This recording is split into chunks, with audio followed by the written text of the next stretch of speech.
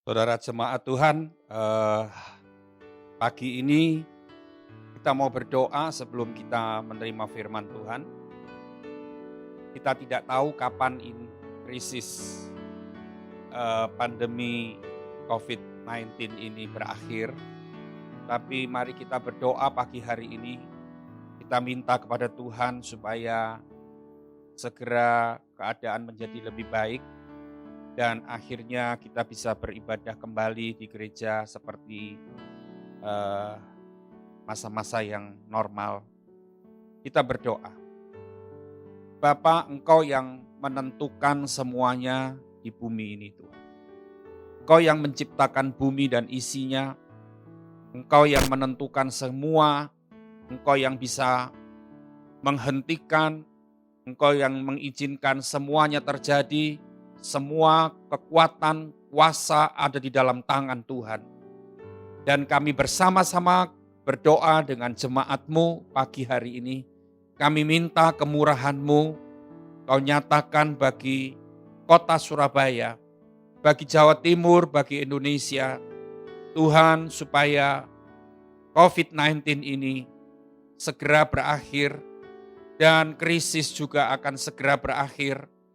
Kalau kami boleh minta, kami minta Tuhan, kami percaya apa yang kami minta di dalam nama Yesus, maka kami akan menerimanya. Terima kasih Tuhan. Sekarang teduhkan hati kami semuanya. Melalui firman Tuhan pagi hari ini. Biar hati kami kembali dikuatkan. Biar pengharapan kami kembali bangkit lagi Tuhan. Agar kepercayaan kami dan keyakinan kami tidak pernah goyah. Apapun boleh terjadi. Tapi kami tetap yakin Engkau segala-galanya dalam hidup kami. Terima kasih Bapa. Urapi hamba-Mu, urapi semua yang mendengar firman-Mu pagi hari ini di dalam nama Tuhan Yesus. Amin. Saudara semuanya, Shalom. Dengan sukacita kita bisa bertemu kembali pagi hari ini melalui online. Dan saya percaya semangat saudara tidak pernah pudar. Semangat kita tetap menyala-nyala. Dan jangan pernah menganggap enteng sebuah ibadah. Walaupun dalam beberapa bulan ini kita tetap masih ibadah secara streaming, online. Tapi jangan pernah menganggap ini tidak perlu dan saudara tidak melakukan di rumah. Ya, Tuhan kita bisa temui dimanapun dia berada. Dan saya ingin semua jemaat Tuhan makin sadar. Biasanya saudara yang punya kecenderungan untuk mengabaikan ibadah hari Minggu, saudara memberikan mengisi waktu-waktu hari Minggu itu dengan hal-hal yang lain, melalui krisis ini, melalui kejadian wabah ini, sehingga kita tidak bisa berkumpul di gereja, ini boleh mengubah kita, boleh mengingatkan kita dan boleh membuat kita bertobat. Sehingga kita tidak pernah bisa mengentengkan dan menganggap enteng sebuah ibadah setelah ini. Dan setiap hari Minggu itu hari yang sudah ditentukan oleh Tuhan untuk kita beribadah dengan sungguh-sungguh. Saudara semuanya, hari ini kita akan belajar sebuah tema firman Tuhan, pengharapan di tengah krisis. Ya, kita enggak usah ngomong tentang krisisnya. Kalau kita ngomong tentang krisisnya, kita jadi malah takut. Kita malah jadi tambah kecil hati. Ya kan? Justru saya hari ini memberikan satu nasihat firman Tuhan. Kita lebih tekankan di pengharapannya di tengah krisis, bukan krisisnya. Ya, kita enggak perlu membicarakan terlalu banyak krisis. Ya, karena kalau kita makin membicarakan hal-hal yang menakutkan, hal-hal yang mengkhawatirkan, kita jadi paranoid akhirnya. Banyak saya dengar beberapa jemaat menceritakan kejadian-kejadian dengan dirinya sendiri sampai dia enggak bisa tidur, sampai dia jantungnya berdebar-debar karena takut memikirkan karena krisis ini. sampai akhirnya tekanan darah jadi naik dan sebagainya. Baiklah, hari ini kita tidak usah berbicara banyak tentang krisis. Kita berbicara tentang pengharapannya saja. Saudara, kita akan lihat di dalam kitab Kejadian 26 ayat yang pertama. Kejadian 26 ayat yang pertama. Ayat yang pertama saya akan baca, ayat itu berkata begini. Maka timbullah kelaparan di negeri itu, ini bukan kelaparan yang pertama yang telah terjadi dalam zaman Abraham. Sebab itu Ishak pergi ke Gerar kepada Abimelekh, raja orang Filistin. Ayat 2 berkata, lalu Tuhan menampakkan diri kepadanya serta berfirman, janganlah pergi ke Mesir, diamlah di negeri yang akan kukatakan kepadamu.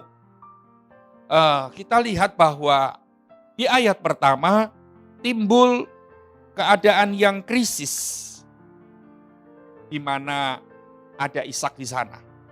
Ya. Lalu dia pergi ke satu tempat yang bernama Gerar. Di ayat 2 Tuhan bilang, kamu jangan kemana-mana, kamu diam di negeri itu aja. Gerar. Gerar itu saudara artinya tempat penginapan. Gerar itu bukan tempat yang nyaman. Tempat penginapan saudara kita pasti cuman sementara di sana.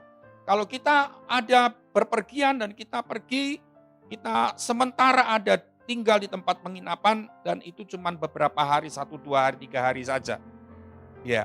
Ayat 2 Tuhan menyuruh Ishak untuk tinggal di Gerar, tidak boleh kemana-mana. Tadi saya bilang Gerar adalah bukan tempat yang nyaman. Bukan tempat yang menyenangkan. Tapi itulah yang dikatakan Tuhan kepada Ishak. Saudara semua kita belajar pagi hari ini. Seperti Ishak ngalami waktu itu kelaparan. Kondisi yang susah, sulit, krisis. Yang seperti kita alami hari-hari ini. Artinya gini, krisis itu bisa sewaktu-waktu bisa terjadi. Di sana dikatakan ini telah terjadi dalam zaman Abraham, telah bukan yang pertama. Artinya sudah terjadi berkali-kali krisis. Kita tahu di dunia ini, di tempat kita tinggal, kapanpun bisa terjadi krisis tanpa kita harapkan itu terjadi. Nah, di ayat yang kedua kita mau lihat sebentar, ada kata begini, diamlah. Tuhan menampakkan diri kepada Ishak dan dia berkata, jangan pergi ke Mesir, diamlah di negeri yang kukatakan itu. Nah, kata diam itu artinya begini, Tuhan ingin berbicara kepada Ishak. Ya. Sebab itu Tuhan bilang diam. Ketika keadaan Ishak menjadi Ishak yang ikuti perintah Tuhan begitu, maka Tuhan akan menyampaikan sesuatu kepada Ishak. Saudara-saudara, hari-hari ini kita mengalami banyak krisis dengan adanya wabah COVID-19 ini. Semua orang ingin cepat selesai. Semua orang cepat ingin berakhir krisis ini. Ya. Tapi Tuhan bilang gini, diamlah. Artinya gini, aku mau menyampaikan sesuatu dulu kepada kamu. Tidak pernah ada sesuatu terjadi tanpa tujuan yang jelas Tuhan kepada anak-anaknya, kepada umatnya. Termasuk peristiwa ini loh, saudara semua. Termasuk peristiwa wabah ini loh. Seharusnya kita boleh, kita pingin cepat selesai, boleh kita mengatasi krisis dengan berbagai macam usaha-usaha secara manusia. Kita berusaha, ada krisis keuangan, kita berusaha cari uang dengan cara yang lain, berusaha dengan cara yang lain, tidak salah. Tapi kata diam itu artinya Tuhan ingin menyampaikan sesuatu kepada kita. Nah, jangan sampai di masa-masa seperti ini kita tidak mendengar apa yang Tuhan akan sampaikan kepada kita. Karena kita terlalu sibuk sendiri, terlalu panik sendiri, terlalu takut, khawatir dan sebagainya. Dalam kondisi seperti itu, Tuhan tidak bisa bicara sesuatu. Bahkan kalau Tuhan bicara pun kita tidak mengerti apa yang Tuhan ingin sampaikan. Nah, saudara semua, di ayat-ayat berikutnya, di ayat yang ke-6 dari Kejadian 26, ayat itu berkata begini, jadi tinggallah Ishak di Gerar. Ya, Ishak nurut sama Tuhan. Dia tidak kemana-mana, dia tidak ke Mesir, tapi dia ada di Gerar. Yang saya tadi bilang, tempat yang bukan tempat yang nyaman. Saudara dengar ya, ketika krisis terjadi, ini bukan sesuatu yang nyaman bagi kita. Tapi diam di situ. Diamlah di saat krisis, itu artinya begitu. Ya, tempat yang nyaman, ini bukan tempat yang nyaman. Krisis ini tempat yang meresahkan. Terjadinya krisis ini adalah satu situasi, kondisi yang membuat orang jadi gerah. Banyak orang tidak bisa pergi kemana-mana ke rumah, membuat orang itu merasa terpenjara. Tapi Tuhan ingin begini, di saat seperti itu aku mau ngomong sesuatu. Nah, saudara, saya ingin bagikan kepada saudara di dalam ayat-ayat berikutnya. Dari Kejadian 26 ayat yang ke-18. 17 saya akan baca dulu. 26 ayat 17 dari Kejadian. Jadi pergilah Ishak dari situ dan berkemahlah ia di lembah Gerar. Dan ia menetap di situ. Sudah beberapa kali saya berkata bahwa Ishak ternyata ikut di perintah Tuhan. Dia tinggal di Gerar, diam di situ. Artinya Tuhan ngomong sesuatu sama dia. Dan ayat 18 berkata begini. Kemudian Ishak menggali kembali sumur-sumur yang digali dalam zaman Abraham ayahnya. Dan yang telah ditutup oleh orang Filistin sesudah Abraham mati. Disebutkannya lah nama sumur-sumur itu menurut nama-nama yang telah diberikan oleh ayahnya. 19. Ketika hamba-hamba Ishak menggali di lembah itu, mereka mendapati di situ mata air yang berbual-bual artinya. Airnya, berbual-bual airnya. Saudara, ada satu perintah di ayat-ayat yang sudah dibaca, dikatakan ada satu kejadian bahwa Ishak menggali kembali sumur-sumur yang sudah ditutup. Nah, kata menggali secara rohani artinya Ishak sedang mencari sumber. Mencari sumbernya. Menggali itu artinya mencari sumbernya secara rohani. Nah, yang saya ingin tekankan begini, pengajaran yang baik hari ini. Di tengah krisis seperti ini, saudara, kita harus mencari sumber. Dari segala sumber, yaitu Yesus Kristus. Ya, itu yang harus kita lakukan. Saudara, jangan begini. Di masa krisis keuangan, krisis kesehatan, krisis kebahagiaan hari-hari ini, saudara bingung sendiri, saudara marah-marah, saudara cuman fokus untuk mengatasi krisis ini dengan jalan pikiranmu sendiri. Tadi saya bilang boleh. Tapi yang pertama kita harus lakukan, kau harus menggali masa krisis ini. Seperti Ishak. Di masa kelaparan, di masa krisis dia tinggal di Gerar, dia mulai menggali sumur-sumur yang sudah ditutup. Sekali lagi menggali arti rohaninya, mencari sumbernya. Kita harus menemukan sumbernya. Saudara mungkin sudah kenal Tuhan 5 tahun. Saudara mungkin sudah kenal Tuhan 10 tahun. Saudara mungkin sudah kenal Tuhan 15 tahun dan berapa puluh tahun mungkin. Tapi saudara, di masa-masa baik-baik, saudara kurang mencari sumbernya. Saudara kurang mencari Tuhan. Saudara cuma mengenal Tuhan. Saudara cuma tadi saya bilang, saudara cuma beribadah ya beribadah. Ya kalau bisa datang. Biasanya. Kalau ada kesibukan ya aku enggak ke gereja. Kalau ada acara ya aku enggak ke gereja, aku beribadah, ya minggu depan masih ada. Banyak orang, banyak jemaat punya kecenderungan seperti ini. Dan hari-hari ini, bulan-bulan ini kalau kita tidak bisa datang ke gereja ini merupakan satu ajaran yang keras dari Tuhan untuk kita. Terutama orang-orang yang tidak menghargai ibadah. Orang-orang yang tidak menghargai hari yang sudah dikuduskan oleh Tuhan. Ya, saudara. Saudara selama bertahun-tahun ikut Yesus, tapi saudara kurang bergaul kan, kurang mencari sumber. Sumber itu bicara siapa? Sumber itu bicara tentang Tuhan. Ya, di masa krisis ini kita harus terus menggali. Menggali dan menggali artinya menemukan Tuhan, mengalami Tuhan, mengalami Dia. Sehingga di masa krisis seperti ini kita tidak stres. Di masa krisis seperti ini kita tetap bisa eksis, tetap bisa sukacita karena kita ngalami Dia setiap hari. Nah, saudara, yang pertama tadi dikatakan orang-orang Ishak yang pegawai-pegawai Ishak yang bekerja, dia mulai menggali dan Ishak menamai pertama sumur yang pertama digali adalah Esek. Itu ada di ayat yang ke-20. 20 bagian B dikatakan dan Ishak menamai sumur itu Esek karena mereka bertengkar dengan dia di sana. Saudara tahu, Esek itu artinya pertengkaran. Saya mau wanti-wanti kepada jemaat Tuhan pagi hari ini.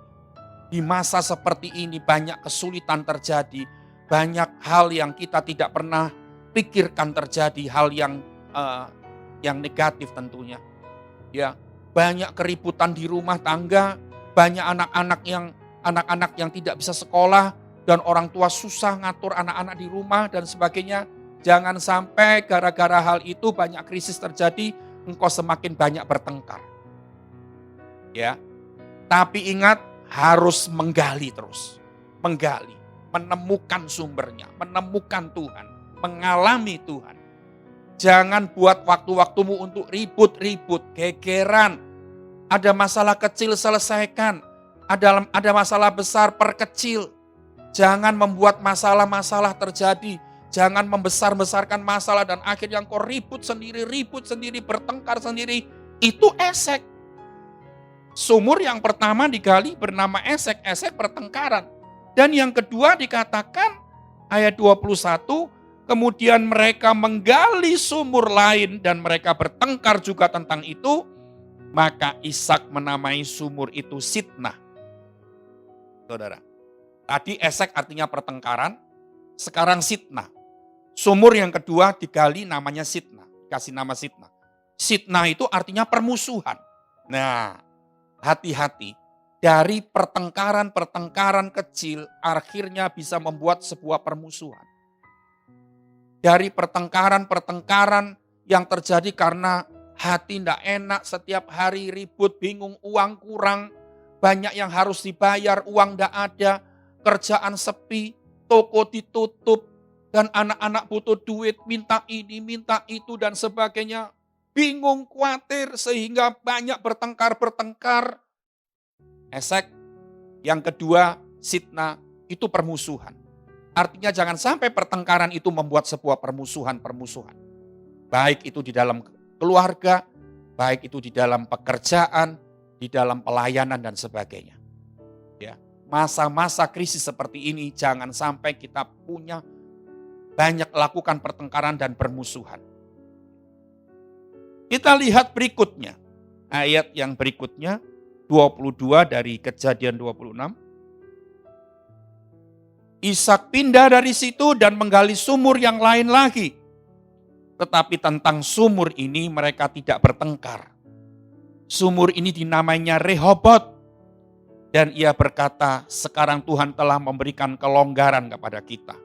Sehingga kita dapat beranak cucu di negeri ini. Saudara, sumur yang ketiga digali bernama Rehobot. Rehobot tadi dikatakan kelonggaran. Kelonggaran saya bisa artikan kebebasan. Saudara perhatikan begini. Kalau engkau tidak bertengkar di masa krisis ini, engkau tidak selalu adu mulut begitu. Banyak masalah, jangan pakai hal seperti itu. Ribut mulut akhirnya jadi pertengkaran jadi permusuhan. Tapi saudara ingat, kalau engkau menggali terus, ketemu sumbernya, ngalami sumbernya, engkau tidak bertengkar, engkau tidak permusuhan, Akhirnya engkau akan mengalami sebuah kelonggaran di situ. Di masa krisis ini. Tuhan mulai buat sebuah kebebasan. Krisis belum selesai. COVID-19 belum selesai. Krisis keuangan makin menjadi-jadi. Tapi ternyata Tuhan membuat sebuah kelonggaran. Sebuah kebebasan. Sebuah kelegaan dalam keuangan kita. Dalam kesehatan kita. Dalam keharmonisan keluarga kita. Dalam segala macam hal. Saudara ingat ini. Rehobot artinya kelonggaran, kebebasan, kelegaan. Saudara harus ngalami di situ. Sehingga setelah masa krisis ini banyak orang berbicara di depan mimbar ini. Saya ngalami Rehobot di tengah krisis kapan hari. Saya ngalami Tuhan di tengah krisis. Saya ngalami mujizat di tengah krisis. Saya ngalami kuasa Tuhan di tengah krisis. Semua sepi, toko ditutup. Saya dengar ada satu restoran yang saya suka datang. Biasanya di Surabaya ini. Ditutup 2,5 bulan saya ketemu sama karyawannya di sebuah pasar. Kemarin dulu. Dan dia bilang, rumah makan kami ditutup 2,5 bulan oleh bos. Saudara, semua omset pasti menurun. Tapi Tuhan ternyata memberi kelonggaran di sini. Justru di masa krisis, hutang-hutangmu dibebaskan oleh Tuhan. Hutang-hutangmu jadi lunas. Itu sesuatu yang tidak bisa masuk di akal kita. Tapi itu yang Tuhan akan lakukan ketika di masa krisis kita terus menggali. Cari Tuhan, cari sumbernya terus. Bukan tukaran-tukaran, bukan musuh-musuhan, enggak. Nah, perhatikan saudara. Rehobot harus kita alami. Sumur yang terakhir. Nah saudara. Sumur yang terakhir, di sana dikatakan ternyata sumur yang keempat digali terus oleh Ishak. Ternyata sumur itu kasih nama Sheba. Sheba itu artinya sumpah. Sheba itu artinya janji. Saudara perhatikan ketika mengalami krisis seperti ini. Kita harus terus menggali, tadi saya bilang. Cari sumber terus, gak berhenti. Saya akan bilang sama saudara, banyak waktu di rumah karena saudara semua lakukan di rumah. Banyak waktu untuk saat teduh, banyak waktu untuk berdiam diri, banyak waktu untuk merenung kasih Tuhan, banyak waktu untuk mencari Tuhan, banyak waktu untuk bersekutu, banyak waktu untuk ucapkan firman terus. Akhirnya, sumur yang keempat dinamakan Sheba. Sheba artinya sumpah atau janji. Firman Tuhan berkata di Amsal 24 ayat 10. Jika engkau tawar hati pada masa kesesakan, kecillah kekuatanmu. Tetapi ketika engkau menggali, engkau akan menemukan Sheba. Engkau akan dapat sumpah dari Tuhan. Engkau akan dapat janjinya Tuhan. Saudara tahu janjinya Tuhan itu apa untuk kita? Wow, luar biasa. Saya mau baca untuk saudara.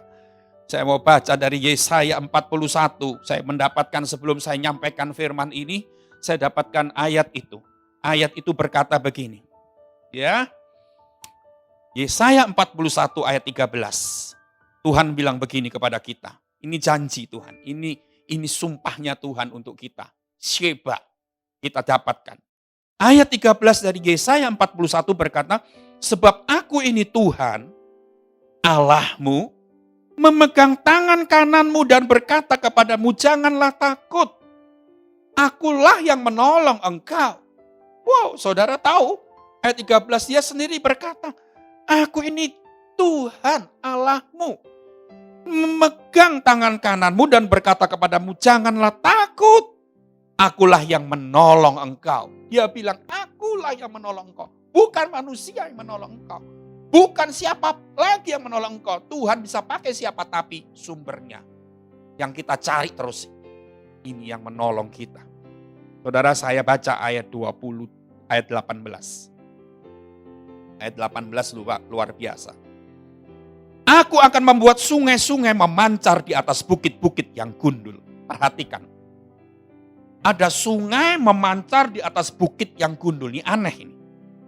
Dan membuat mata-mata air membual di tengah dataran. Ya saudara. Ya, seharusnya mata air membual di atas pegunungan. Tapi ini di tengah dataran. Aku akan membuat padang gurun menjadi telaga. Padang gurun itu kering, gersang. Ternyata Tuhan juga bisa membuat jadi telaga. Dan memancarkan air dari tanah yang kering. Bayangkan, tanah kering itu tidak ada airnya. Tapi Tuhan bisa membuat dari tanah yang kering, memancarkan air. Luar biasa ya, saudara. Sekali lagi saya mau baca ayat 18 dari Yesaya 41. Aku akan membuat sungai-sungai memancar di atas bukit-bukit yang gundul. Dan membuat mata-mata air membual di tengah dataran.